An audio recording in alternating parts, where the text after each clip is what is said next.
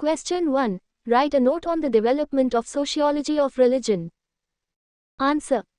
Sociology of religion एक विषय है जो धर्म को समाज के संदर्भ में समझता है।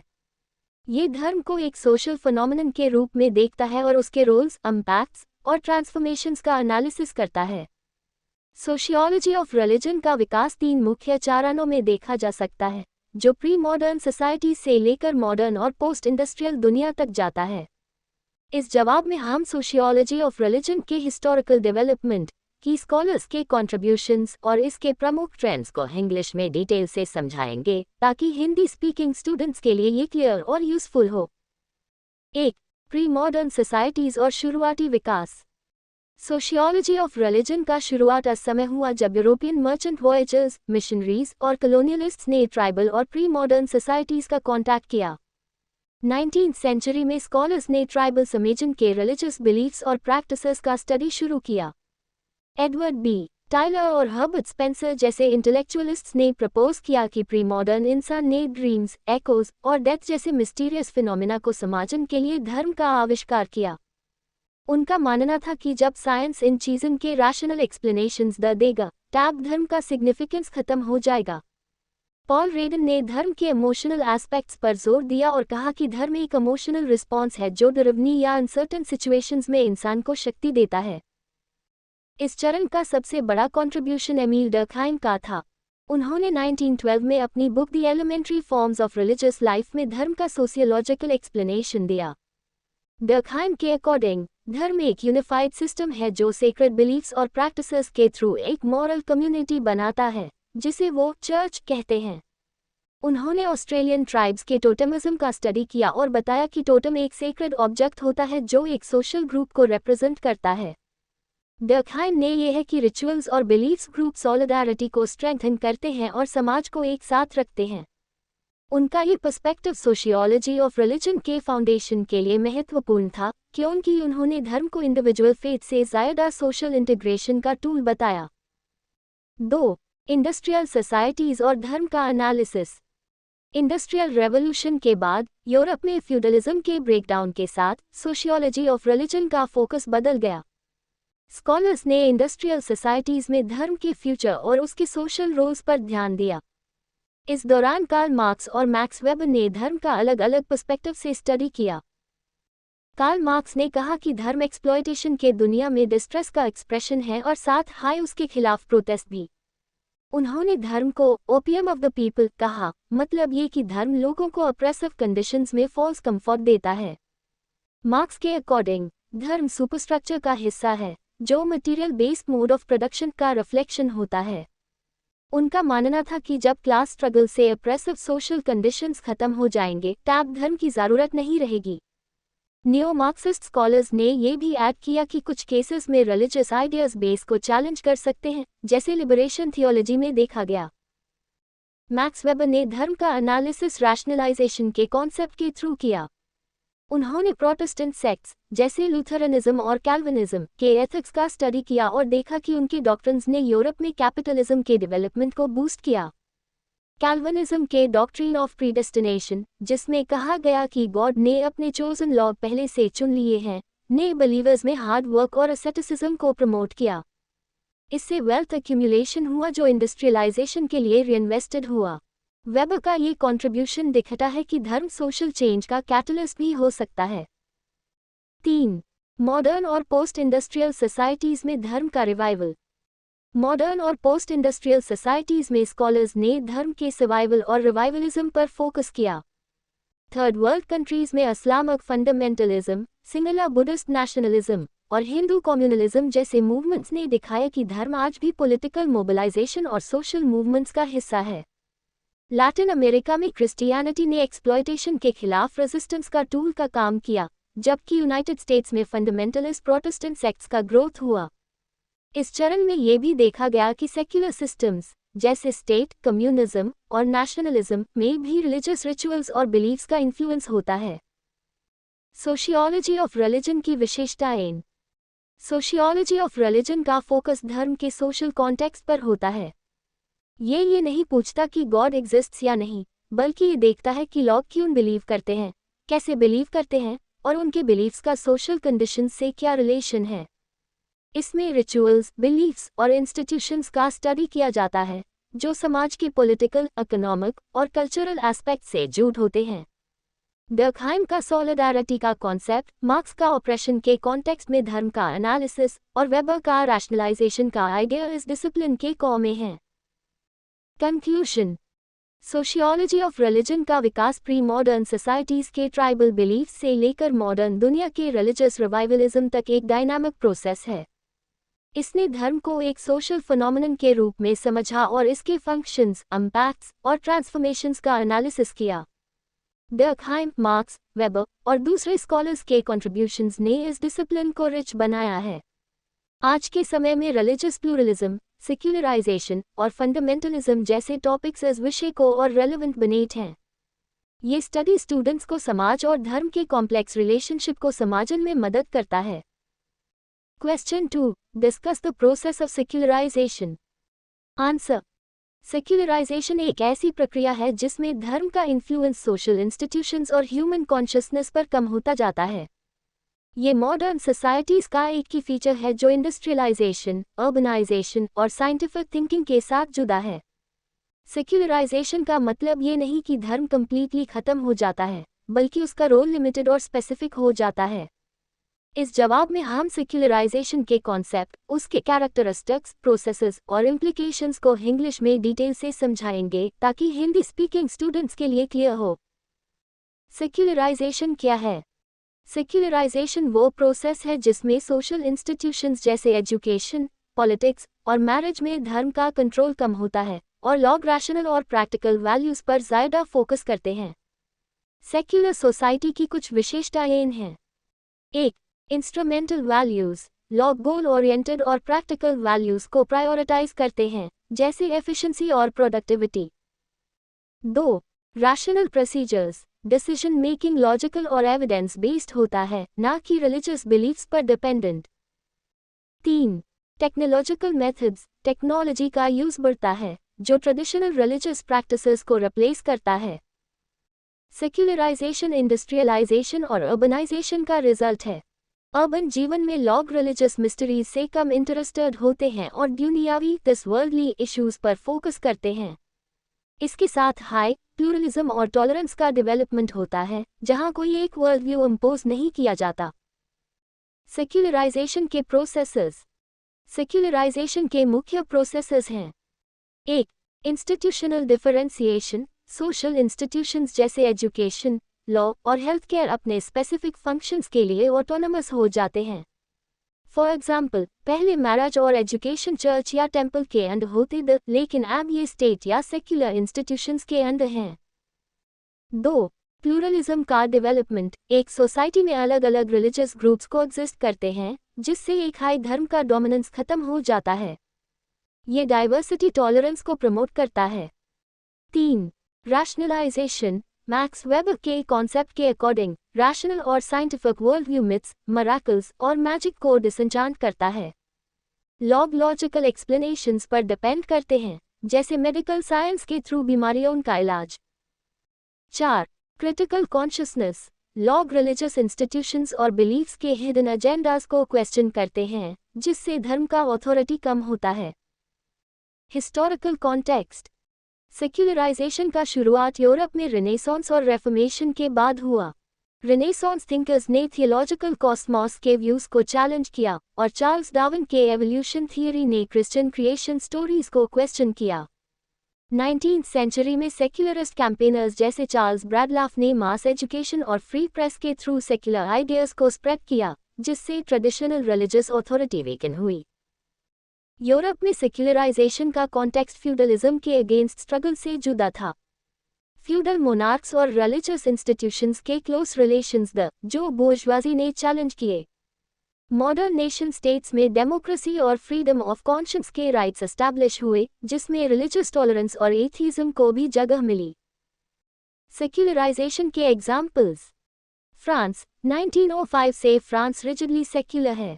कैथोलिक चर्च को डिसएस्टैब्लिश किया गया और क्लेरिक्स को पब्लिक स्कूल्स में पढ़ाने की मनाही है।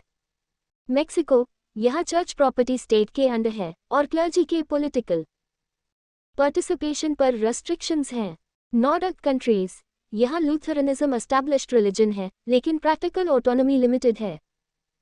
सेक्युलराइजेशन और इंडिया में सेक्युलराइजेशन का एक्सपीरियंस अलग है, क्योंकि यहाँ रिलीजन अभी भी सोशल लाइफ में डीपली रूटेड है। अर्बन एरियाज में एजुकेशन, मॉडर्नाइजेशन और साइंटिफिक थिंकिंग ने रैशनलिज्म को प्रमोट किया, लेकिन रूरल एरियाज में रिलीजियस प्रैक्टिसेस स्ट्रॉन्ग हैं।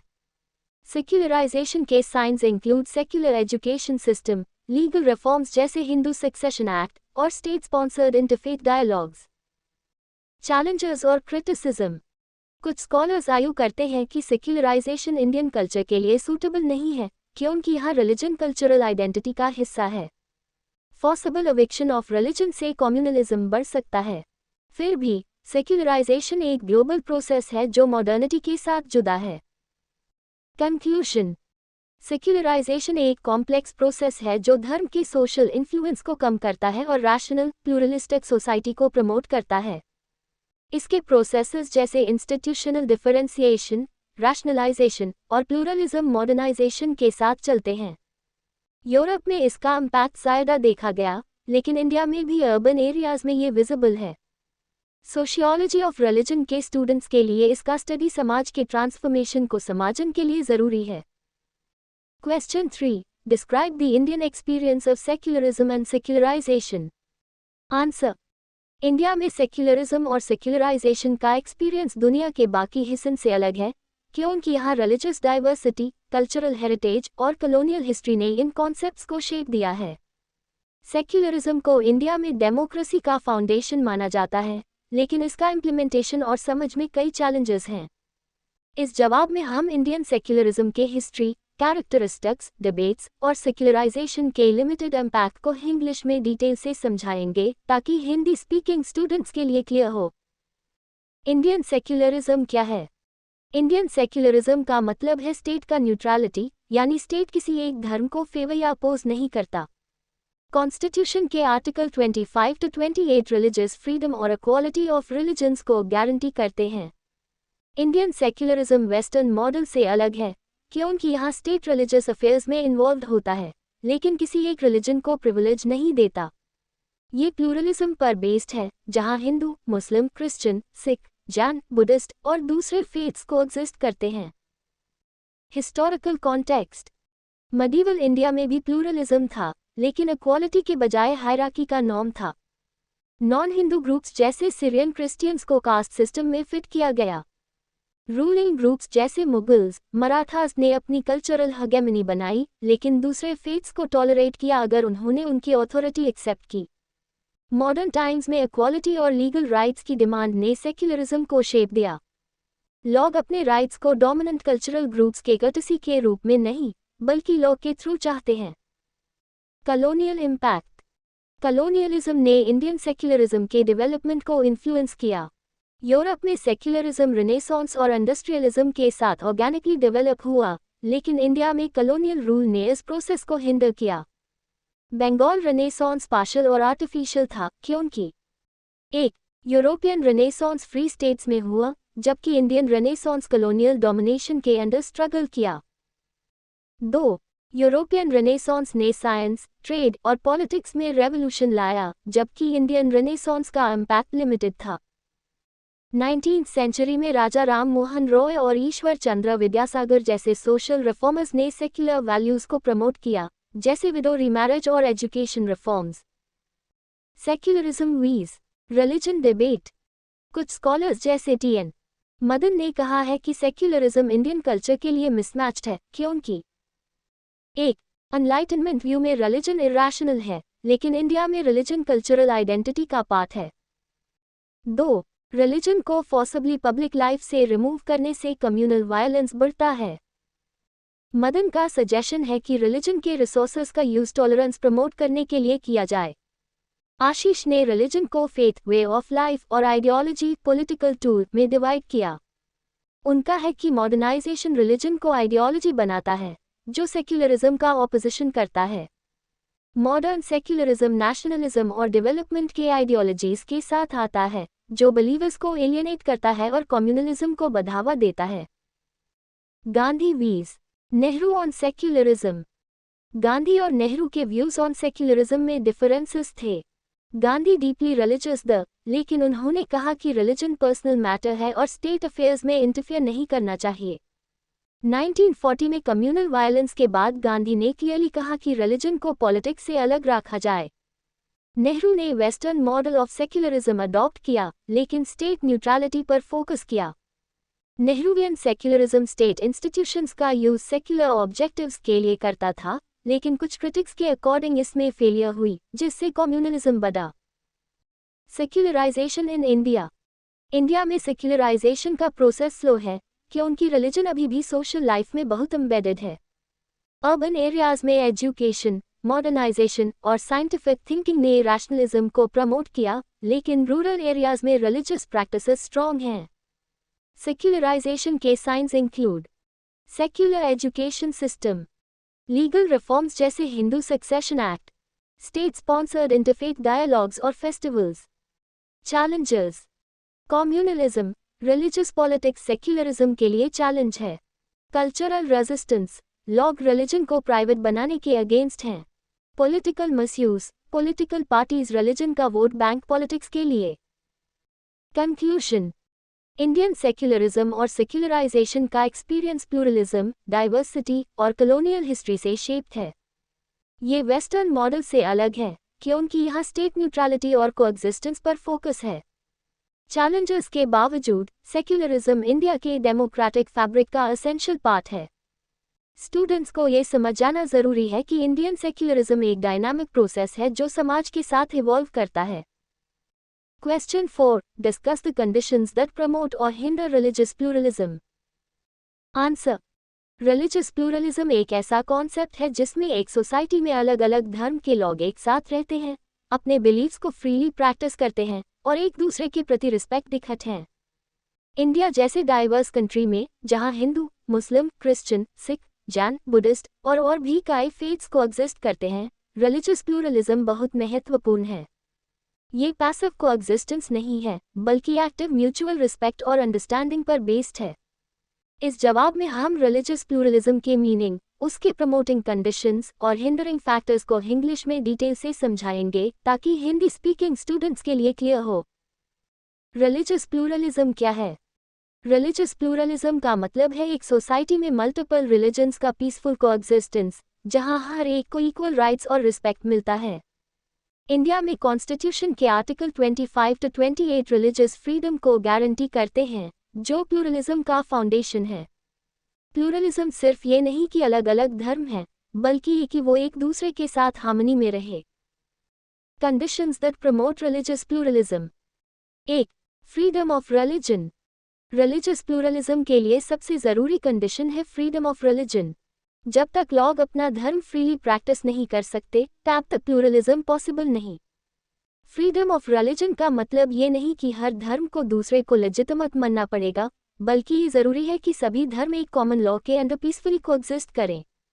फॉर एग्जाम्पल, इंडिया में कॉन्स्टिट्यूशन सभी रिलीजन्स को पब्लिक वर्शिप और एक्सप्रेशन का राइट देता है। फ्रीडम ऑफ रिलीजन के बिना एक धर्म दूसरे पर डोमिनेट कर सकता है, जिससे प्लूरलिज्म खत्म हो जाता है। इंडिया का सेक्युलर स्टेट पॉलिसी इस कंडीशन को सपोर्ट करता है, जहां स्टेट किसी एक रिलीजन को फेवर नहीं करता। 2. म्यूचुअल रिस्पेक्ट और टॉलरेंस।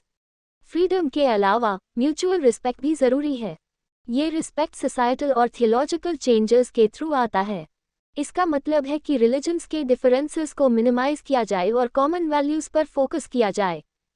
फॉर इंस्टेंस, इंडिया में इंटरफेथ डायलॉग्स और फेस्टिवल्स जैसे दिवाली, ईद और क्रिसमस के पब्लिक सेलिब्रेशन म्यूचुअल रिस्पेक्ट को बढ़ाते हैं। थियोलॉजिकल चेंजेस में non literal interpretation of religious text शामिल है। जब लोग अपने धर्म के को प्रिंसिपल्स पर फोकस करते हैं और मार्जिनल इश्यूज को इग्नोर करते हैं, तब प्लूरलिज्म फ्लोरिश करता है। सूफी और भक्ति मूवमेंट्स इन इंडिया इसका एग्जाम्पल हैं, जिन्होंने हिंदू और मुस्लिम कम्युनिटीज के बीच हार्मनी प्रमोट की। 3. सोसाइटल और लीगल सपोर्ट। प्लूरलिस्टिक सोसाइटी के लिए लॉज और पॉलिसीज सपोर्टिव होनी चाहिए। इंडिया में एंटी डिस्क्रिमिनेशन लॉज और minority rights article 29 to 30 religious pluralism को स्ट्रेंथन करते हैं। एजुकेशन सिस्टम में सेक्युलर करिकुलम भी इसको प्रमोट करता है, क्योंकि ये यंग जनरेशन को डाइवर्सिटी के लिए सेंसिटिव बनाता है। अर्बन इंडिया में इंटर रिलीजियस मैरिजेस और मिक्स्ड कम्युनिटीज प्लूरलिज्म को बढ़ावा देते हैं। ओपननेस और कोऑपरेशन का सोशल एटमॉस्फेयर भी प्लूरलिज्म के लिए फेवरेबल है। Conditions that hinder religious pluralism. 1. Absence of religious freedom. अगर रिलीजियस फ्रीडम नहीं है तो प्लूरलिज्म का कोई चांस नहीं।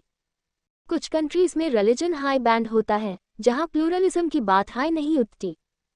फॉर एग्जाम्पल, नॉर्थ कोरिया में रिलीजियस प्रैक्टिसेस पर स्ट्रिक्ट रेस्ट्रिक्शंस हैं।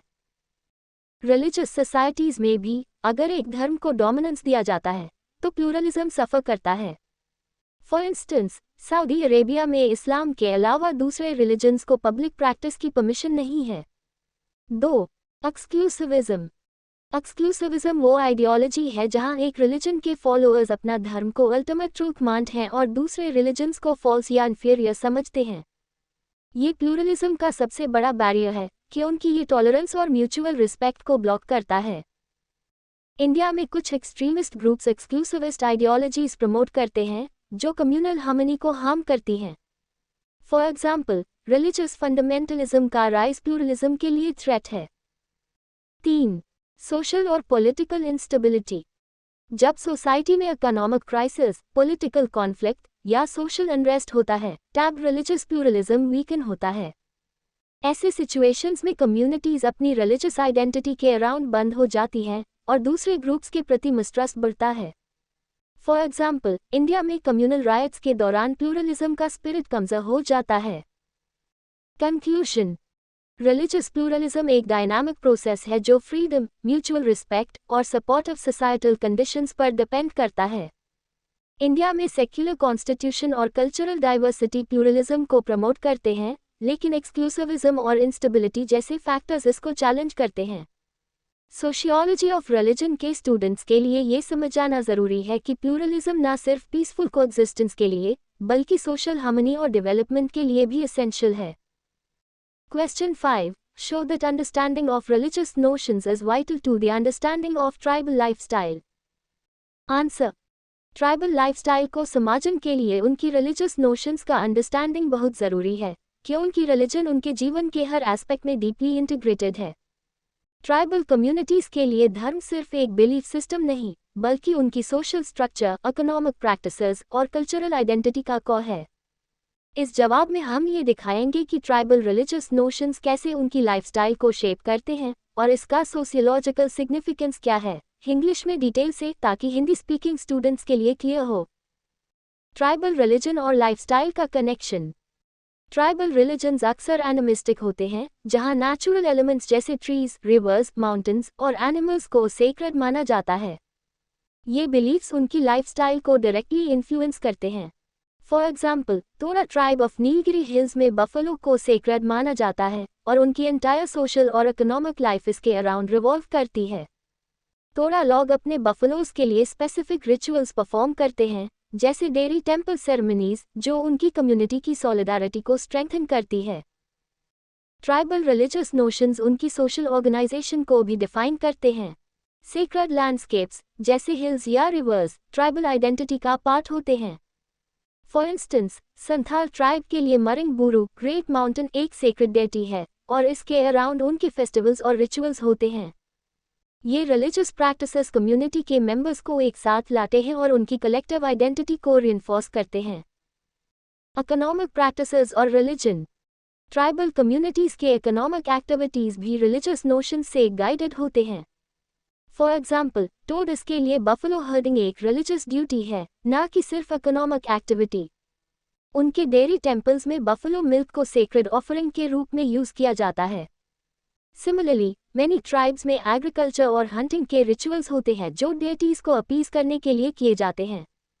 ये रिचुअल्स इंश्योर करते हैं कि कम्युनिटी के रिसोर्सेज सस्टेनेबली यूज़ हो क्योंकि रिलीजियस बिलीफ्स नेचर के साथ हार्मनी प्रमोट करते हैं। कल्चरल आइडेंटिटी और रिचुअल्स। ट्राइबल रिलीजियस नोशंस उनकी कल्चरल आइडेंटिटी का सेंट्रल पार्ट होते हैं। रिचुअल्स, सॉन्ग्स, डांसेस और ओरल ट्रेडिशंस के थ्रू रिलीजियस बिलीफ्स जनरेशन से जनरेशन तक पास होते हैं।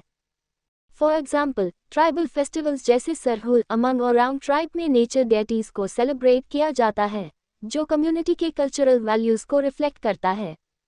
ये रिचुअल्स ना सिर्फ रिलीजियस होते हैं बल्कि सोशल कोहीजन और आइडेंटिटी को भी मेंटेन करते हैं। Sociological significance. Sociologically tribal religious notions का स्टडी उनकी लाइफस्टाइल के डीपर अंडरस्टैंडिंग के लिए एसेंशियल है, क्योंकि 1. Social integration. एमील डर्कहाइम के कॉन्सेप्ट के according religious rituals collective consciousness create करते हैं। ट्राइबल कम्युनिटीज में रिचुअल्स जैसे बफेलो सेरेमनीज या हार्वेस्ट फेस्टिवल्स ग्रुप सॉलिडारिटी को प्रमोट करते हैं। 2. Environmental adaptation. ट्राइबल रिलीजन्स अक्सर नेचर सेंट्रिक होते हैं जो उनकी सस्टेनेबल लाइफस्टाइल को सपोर्ट करते हैं। ये मॉडर्न एनवायरनमेंटल सोशियोलॉजी के लिए भी रेलेवेंट है। 3. Resistance to change. Religious notions tribal communities को एक्सटर्नल इन्फ्लुएंसेस जैसे मॉडर्नाइजेशन या कन्वर्शन के अगेंस्ट रेजिस्टेंस देने में मदद करते हैं। फॉर एग्जाम्पल, टोडस ने अपने बफेलो बेस्ड लाइफस्टाइल को प्रिजर्व किया डिस्पाइट मिशनरी प्रेशर्स। चैलेंजर्स और external influences. Tribal religious notions को समझना इसलिए भी ज़रूरी है क्योंकि ये एक्सटर्नल रिलीजियस इन्फ्लुएंसेस के इम्पैक्ट को एनालाइज करने में मदद करता है। हिंदुइज्म और क्रिश्चियनिटी जैसे धर्म ने ट्राइबल लाइफस्टाइल्स को अफेक्ट किया है। फॉर इंस्टेंस, कुछ ट्राइब्स में हिंदू डेटीज को अडॉप्ट किया गया, जबकि कुछ क्रिश्चियन मिशनरीज के इन्फ्लुएंस में कन्वर्ट हुए। ये चेंजेस उनकी ट्रेडिशनल रिलीजियस नोशंस और लाइफस्टाइल को ट्रांसफॉर्म करते हैं, जो सोशियोलॉजिकल स्टडी का इम्पॉर्टेंट सब्जेक्ट है। कंक्लूजन। ट्राइबल लाइफस्टाइल को समझने के लिए रिलीजियस नोशंस का अंडरस्टैंडिंग वाइटल है, क्योंकि ये उनकी सोशल, इकोनॉमिक और कल्चरल लाइफ का फाउंडेशन है। तोड़ा ट्राइब के बफेलो रिचुअल्स या संथाल के सेक्रेड लैंडस्केप्स जैसे एग्जाम्पल्स दिखते हैं कि रिलीजन ट्राइबल आइडेंटिटी और प्रैक्टिसेस को कैसे शेप करता है। सोशियोलॉजी ऑफ रिलीजन के स्टूडेंट्स के लिए ये स्टडी न सिर्फ ट्राइबल कम्युनिटीज़ के यूनिक लाइफस्टाइल को समझने के लिए बल्कि उनके मॉडर्न दुनिया में सर्वाइवल और अडेप्टेशन को भी एनालाइज करने के लिए महत्वपूर्ण है। Question 6. Discuss about the Hindu social institutions. Answer. Hindu social institutions जैसे कास्ट, मैरिज, फैमिली और इनहेरिटेंस इंडियन सोसाइटी के को स्ट्रक्चर्स हैं जो हिंदू धर्म के फिलोसॉफिकल और रिलीजियस प्रिंसिपल्स पर बेस्ड हैं। ये इंस्टीट्यूशंस समाज में ऑर्डर, स्टेबिलिटी और कंटिन्यूटी प्रोवाइड करते हैं। इस जवाब में हम हिंदू सोशल इंस्टीट्यूशंस के फीचर्स, उनकी रिलीजियस सिग्निफिकेंस और मॉडर्नाइजेशन के इम्पैक्ट को इंग्लिश में डिटेल से समझाएंगे ताकि हिंदी स्पीकिंग स्टूडेंट्स के लिए क्लियर हो। हिंदू सोशल इंस्टीट्यूशंस क्या हैं? हिंदू सोशल इंस्टीट्यूशंस वो स्ट्रक्चर्स हैं जो हिंदू धर्म के सेक्रेड टेक्स्ट जैसे वेदास, उपनिषद्स, मनुस्मृति और ट्रेडिशन से गाइडेड होते हैं। इनमें caste system, marriage, joint family और इनहेरिटेंस के रूल्स शामिल हैं। ये इंस्टीट्यूशंस रिलीजियस बिलीफ्स जैसे धर्म, कर्म और मोक्ष से डीपली कनेक्टेड हैं। 1. Caste system. Caste system Hindu society का सबसे प्रोमिनेंट इंस्टीट्यूशन है, जो वर्ण और जाति के रूप में ऑर्गेनाइज्ड है। वर्ण सिस्टम में Brahmins, priests, Kshatriyas, warriors, Vaishyas, traders और शूद्रस लेबरर्स शामिल हैं। जाति एक स्मॉलर, लोकलाइज्ड ग्रुप है जो ऑक्यूपेशन और सोशल स्टेटस पर बेस्ड होती है। रिलीजियसली, कास्ट सिस्टम धर्म के कॉन्सेप्ट से जुदा है। हर कास्ट का अपना धर्म होता है, यानी स्पेसिफिक ड्यूटीज जो उसको समाज में परफॉर्म करने होते हैं। फॉर एग्जाम्पल, ब्राह्मण्स का धर्म है वैदिक रिचुअल्स परफॉर्म करना, जबकि क्षत्रियास का है प्रोटेक्शन और governance. Cast system social order को मेंटेन करता है, लेकिन इसने इनइक्वालिटी और डिस्क्रिमिनेशन भी क्रिएट किया, जो मॉडर्न टाइम्स में चैलेंज किया जा रहा है। 2. मैरिज। हिंदू मैरिज एक सेक्रेड इंस्टीट्यूशन है जो न सिर्फ दो इंडिविजुअल्स बल्कि दो फैमिलीज को जोड़ता है। ये धर्म, अर्थ, काम और मोक्ष के पुरुषार्थास के साथ अलाइंड है। मैरिज को सैक्रामेंट सांस्कृतिक माना जाता है, जो रिलीजियस रिचुअल्स जैसे सप्तपदी के थ्रू कंप्लीट होता है। हिंदू मैरिज में एंडोगमी, सेम कास्ट में मैरिज और अरेंज मैरिजेस का ट्रेडिशन स्ट्रॉन्ग है। ये सोशल स्टेबिलिटी और फैमिली लिनिएज को प्रिजर्व करता है। फॉर एग्जाम्पल, मनुस्मृति में कहा गया है कि मैरिज कास्ट बाउंड्रीज के विदिन होना चाहिए। मॉडर्नाइजेशन के साथ लव मैरिजेस और इंटरकास्ट मैरिजेस बढ़ रहे हैं, जो ट्रेडिशनल नॉर्म्स को चैलेंज करते हैं। 3. Joint family. Joint family Hindu society का एक की इंस्टीट्यूशन है, जहां मल्टीपल जनरेशंस एक साथ रहते हैं और रिसोर्सेज शेयर करते हैं। ये फैमिली सिस्टम धर्म के कॉन्सेप्ट पर बेस्ड है, जहां हर मेंबर का अपना रोल और रिस्पॉन्सिबिलिटी होती है। रिलीजियसली, जॉइंट फैमिली एंसेस्टर्स के प्रति रिस्पेक्ट और पितृ ऋण बैक टू एंसेस्टर्स के कॉन्सेप्ट को प्रमोट करता है। श्रद्धा रिचुअल्स और फैमिली पूजा जॉइंट फैमिली में कॉमन होते हैं। अर्बनाइजेशन और न्यूक्लियर फैमिली का ट्रेंड जॉइंट फैमिली सिस्टम को वीकन कर रहा है, लेकिन रूरल एरियाज में ये अभी भी स्ट्रॉन्ग है। 4. इनहेरिटेंस।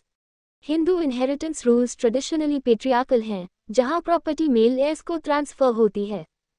मितक्षरा और देभागा जैसे सिस्टम्स इनहेरिटेंस के डिफरेंट स्कूल्स हैं।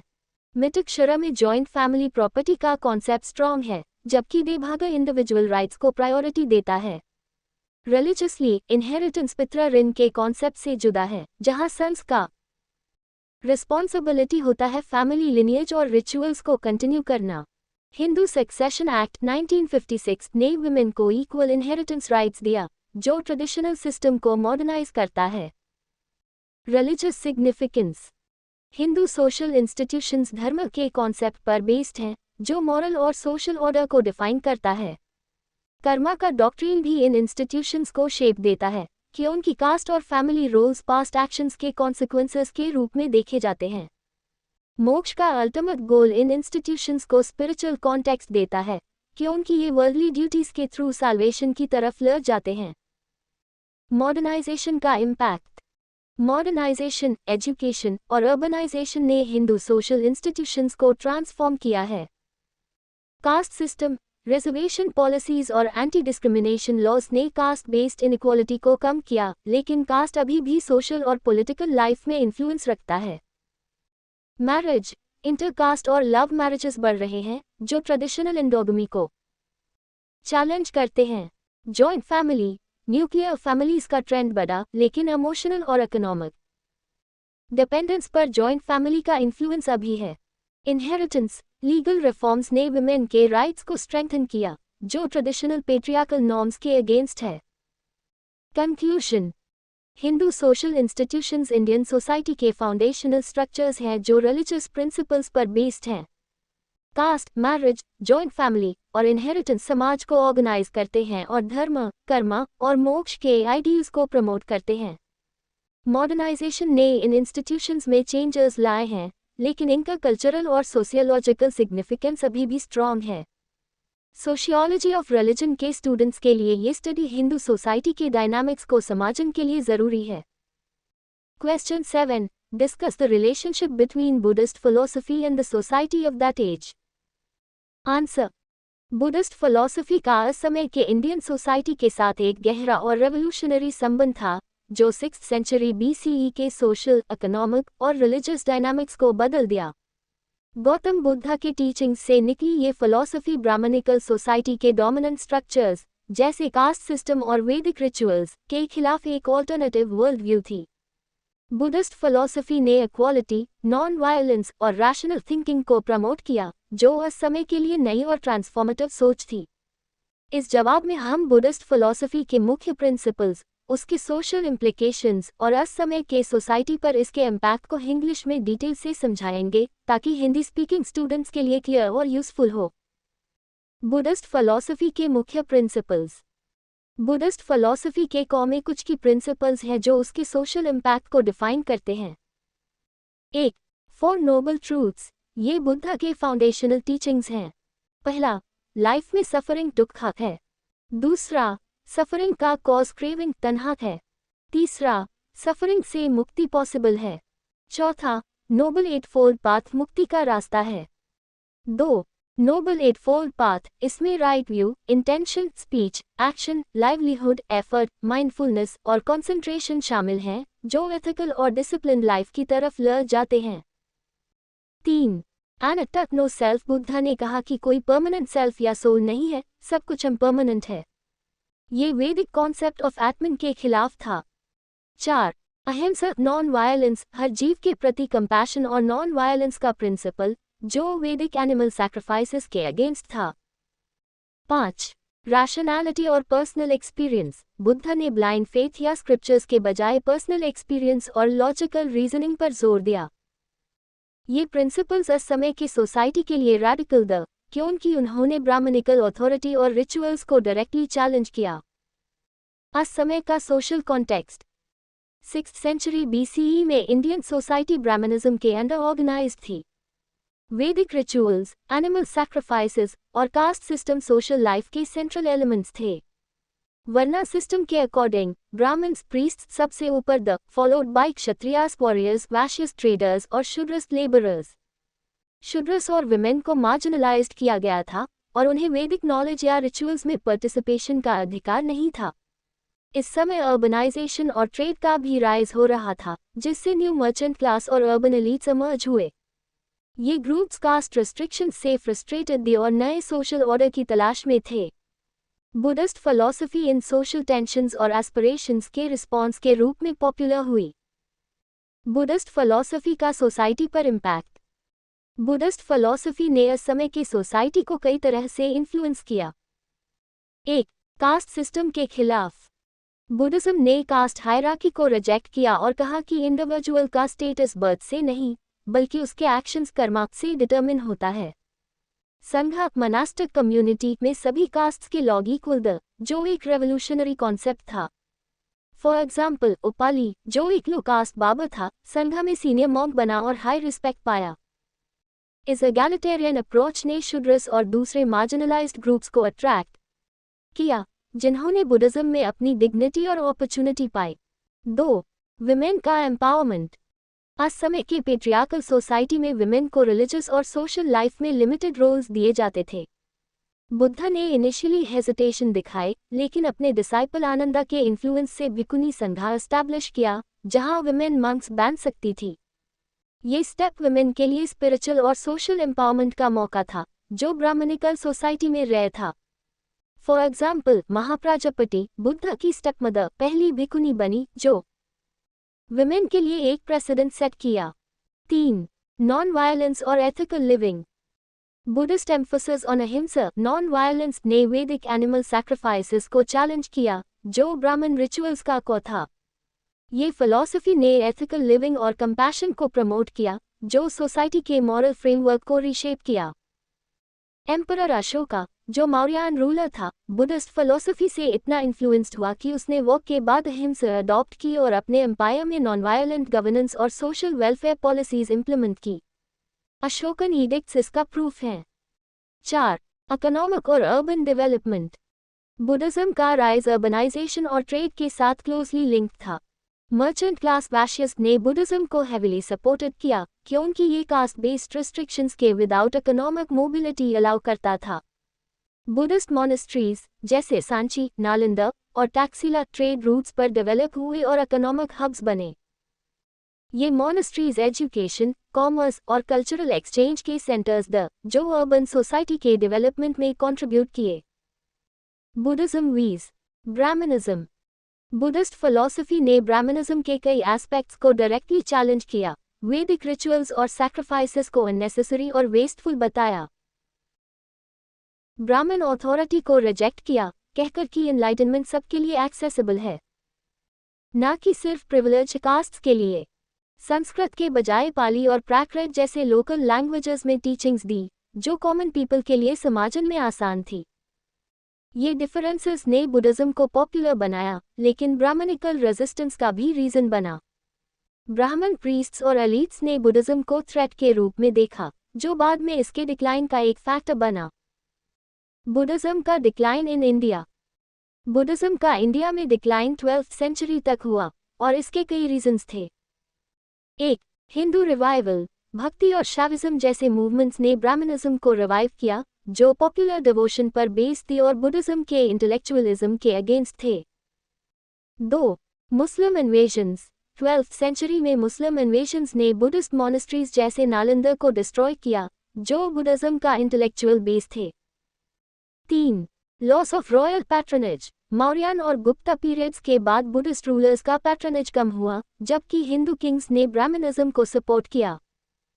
लेकिन बुद्धिज्म का लेगेसी इंडिया से बाहर, जैसे श्रीलंका, चाइना और साउथ ईस्ट एशिया में स्प्रेड हुआ और वहां फ्लोरिश किया।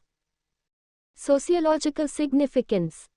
सोशियोलॉजी ऑफ रिलीजन के पर्सपेक्टिव से बुद्धिस्ट फिलॉसफी और उस समय के सोसाइटी का रिलेशनशिप स्टडी करना इंपॉर्टेंट है, क्योंकि ये दिखता है कि धर्म सोशल चेंज का पावरफुल कैटलिस्ट हो सकता है। बुद्धिज्म ने कास्ट इनइक्वालिटी, जेंडर डिस्क्रिमिनेशन और रिचुअलिस्टिक प्रैक्टिसेस को चैलेंज करके एक नए सोशल ऑर्डर की फाउंडेशन रखी। इसने अर्बन एलीट्स और मार्जिनलाइज्ड ग्रुप्स दोनों को एक प्लेटफॉर्म दिया जो सोशल मोबिलिटी और एथिकल लिविंग के लिए एस्पायर कर रहे थे। इसके अलावा बुद्धिज्म का emphasis on rationality modern sociology के लिए भी रेलेवेंट है, क्योंकि ये दिखता है कि रिलीजियस मूवमेंट्स भी साइंटिफिक और लॉजिकल थिंकिंग के साथ अलाइन हो सकते हैं। अशोका का गवर्नेंस मॉडल मॉडर्न सेक्युलर और वेलफेयर स्टेट्स के लिए एक अर्ली एग्जाम्पल है। कंक्लूजन। बुद्धिस्ट फिलॉसफी का उस समय के सोसाइटी के साथ एक डायनामिक और ट्रांसफॉर्मेटिव रिलेशनशिप था।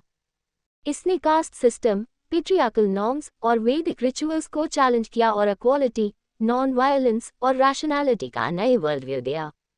संघ ने एक एगैलिटेरियन कम्युनिटी मॉडल प्रोवाइड किया, जबकि मॉनेस्ट्रीज ने इकोनॉमिक और कल्चरल डेवलपमेंट को बूस्ट किया। अशोका जैसे रूलर्स के थ्रू इसका पॉलिटिकल इम्पैक्ट भी हुआ। भले हाई बुद्धिज्म का इंडिया में डिक्लाइन हुआ, लेकिन इसके आइडियाज मॉडर्न इंडिया और ग्लोबल सोसाइटीज में अभी भी अलाइव हैं, जैसे अम्बेडकर के नियो बुद्धिज्म मूवमेंट में देखा जाता है। सोशियोलॉजी ऑफ रिलीजन के स्टूडेंट्स के लिए ये स्टडी समाज और धर्म के इंटरकनेक्टेड डायनामिक्स को समझने के लिए ज़रूरी है। Question 8. Discuss the impact of other religious faiths on tribal religions. Answer.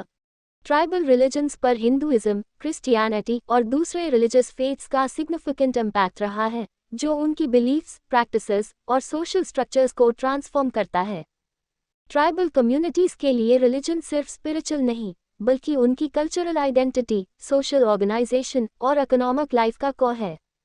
जब ये communities non tribal religious groups के कांटेक्ट में आती हैं, तो उनके ट्रेडिशनल रिलीजन्स पर पॉजिटिव और नेगेटिव दोनों तरह के इफेक्ट्स होते हैं। इस जवाब में हम ट्राइबल रिलीजन्स पर हिंदुइज्म और क्रिश्चियनिटी के इम्पैक्ट, इसके एग्जाम्पल्स और रेसिप्रोसिटी के एस्पेक्ट को इंग्लिश में डिटेल से समझाएंगे, ताकि हिंदी स्पीकिंग स्टूडेंट्स के लिए क्लियर हो। ट्राइबल रिलीजन्स का ओवरव्यू।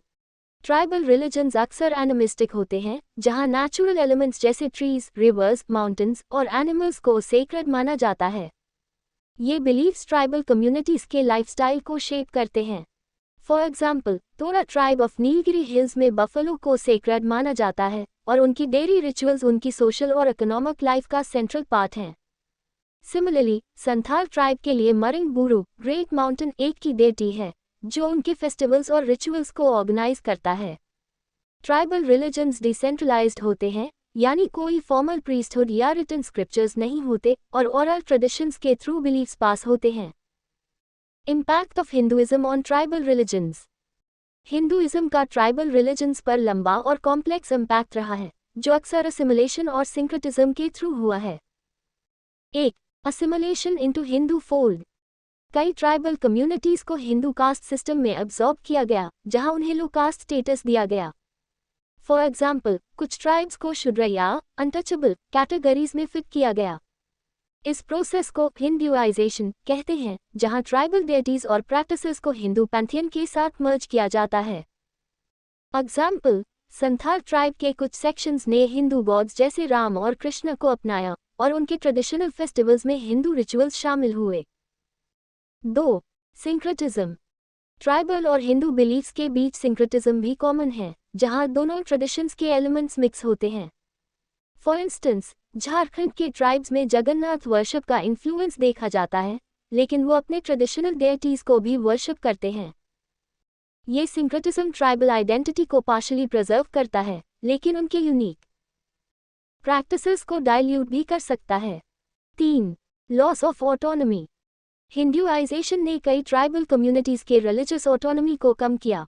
उनके सेक्रेड लैंडस्केप्स और रिचुअल्स को हिंदू टेम्पल्स और प्रीस्ट्स के कंट्रोल में लाया गया, जो उनकी ट्रेडिशनल गवर्नेंस सिस्टम्स को वीकन करता है। Impact of Christianity on tribal religions. Christianity का ट्राइबल रिलीजन्स पर इम्पैक्ट कॉलोनियल पीरियड से शुरू हुआ और आज भी कंटिन्यू है, खासकर नॉर्थ ईस्ट इंडिया और सेंट्रल इंडिया में। 1. कन्वर्शन और न्यू आइडेंटिटी। क्रिश्चियन मिशनरीज ने एजुकेशन, हेल्थ केयर और सोशल सर्विसेज के थ्रू ट्राइबल कम्युनिटीज को अट्रैक्ट किया। कई ट्राइब्स जैसे नगास और मिजोस इन नॉर्थ ईस्ट ने क्रिश्चियनिटी अडॉप्ट किया, जो उनकी न्यू सोशल आइडेंटिटी बना। कन्वर्शन ने ट्राइबल कम्युनिटीज को मॉडर्न एजुकेशन और इकोनॉमिक अपॉर्चुनिटीज दिया, लेकिन इसने उनके ट्रेडिशनल बिलीफ्स और प्रैक्टिसेस को रिप्लेस भी किया। फॉर एग्जाम्पल, कन्वर्टेड ट्राइब्स ने एनिमिस्टिक रिचुअल्स को अबैंडन किया और चर्च बेस्ड वर्शिप अडॉप्ट किया। 2. Cultural disruption. क्रिश्चियनिटी ने ट्राइबल कल्चरल प्रैक्टिसेस जैसे डांसेस, सॉन्ग्स और फेस्टिवल्स को पेगन या बैकवर्ड बताया, जिससे उनकी कल्चरल हेरिटेज को लॉस हुआ। फॉर इंस्टेंस, कुछ ट्राइब्स के ट्रेडिशनल ओरल ट्रेडिशंस खत्म हो गए क्योंकि मिशनरीज ने रिटन क्रिश्चियन टेक्स्ट्स को प्रमोट किया। ये डिसरप्शन ट्राइबल आइडेंटिटी के लिए थ्रेट है, क्योंकि रिलीजन उनकी कल्चरल कंटिन्यूटी का कॉ होता है। 3. रेजिस्टेंस और रिवाइवल। कुछ ट्राइबल कम्युनिटीज ने क्रिश्चियन कन्वर्शन के अगेंस्ट रेजिस्टेंस दिखाया और अपने ट्रेडिशनल रिलीजन्स को रिवाइव किया। फॉर एग्जाम्पल, झारखंड में संथाल और ओराउंग ट्राइब्स ने अपने एनिमिस्टिक प्रैक्टिसेस को प्रिजर्व करने के लिए मूवमेंट्स चले। रेसिप्रोसिटी और म्यूचुअल इन्फ्लुएंस। ट्राइबल रिलीजन्स पर इम्पैक्ट एक वन वे प्रोसेस नहीं है। ट्राइबल कम्युनिटीज ने भी हिंदुइज्म और क्रिश्चियनिटी को इन्फ्लुएंस किया है। हिंदुइज्म, ट्राइबल डेइटीज और प्रैक्टिसेस ने हिंदू ट्रेडिशंस को एनरिच किया। फॉर एग्जाम्पल, जगन्नाथ वर्शिप में ट्राइबल ओरिजिन्स हैं और कई हिंदू फेस्टिवल्स में ट्राइबल रिचुअल्स शामिल हुए हैं। क्रिश्चियनिटी, नॉर्थ ईस्ट के क्रिश्चियन ट्राइब्स ने अपने एनिमिस्टिक एलिमेंट्स को चर्च प्रैक्टिसेस में इंटीग्रेट किया, जैसे लोकल म्यूजिक और डांसेस का यूज चर्च सर्विसेज में। Sociological significance. Sociologically, tribal religions पर अदर फेथ्स का इम्पैक्ट स्टडी करना इंपॉर्टेंट है क्योंकि 1. Cultural change. ये दिखता है कि रिलीजियस कॉन्टैक्ट से कल्चरल ट्रांसफॉर्मेशन कैसे होता है। 2. Power dynamics. हिंदुआइजेशन और क्रिश्चियन कन्वर्शन पावर इम्बैलेंसेस को रिफ्लेक्ट करते हैं, जहां डोमिनेंट ग्रुप्स ट्राइबल कम्युनिटीज पर इन्फ्लुएंस एक्सर्ट करते हैं। 3. Identity negotiation. ट्राइबल कम्युनिटीज अपनी आइडेंटिटी को प्रिजर्व और नेगोशिएट कैसे करते हैं, ये सोशियोलॉजी के लिए की क्वेश्चन है। कंक्लूजन। ट्राइबल रिलीजन्स पर हिंदुइज्म और क्रिश्चियनिटी का इम्पैक्ट असिमिलेशन, सिंक्रेटिज्म और डिसरप्शन के थ्रू हुआ है। संथाल के हिंदुआइजेशन या नागा ट्राइब्स के क्रिश्चियन कन्वर्शन जैसे एग्जाम्पल्स दिखते हैं कि ये प्रोसेस ट्राइबल लाइफस्टाइल को डीपली अफेक्ट करता है। लेकिन ट्राइबल कम्युनिटीज ने भी अपने यूनिक कॉन्ट्रीब्यूशंस के थ्रू हिंदुइज्म और क्रिश्चियनिटी को शेप किया है। सोशियोलॉजी ऑफ रिलीजन के स्टूडेंट्स के लिए ये study tribal identity, cultural change और इंटर रिलीजियस डायनामिक्स को समझने के लिए एसेंशियल है।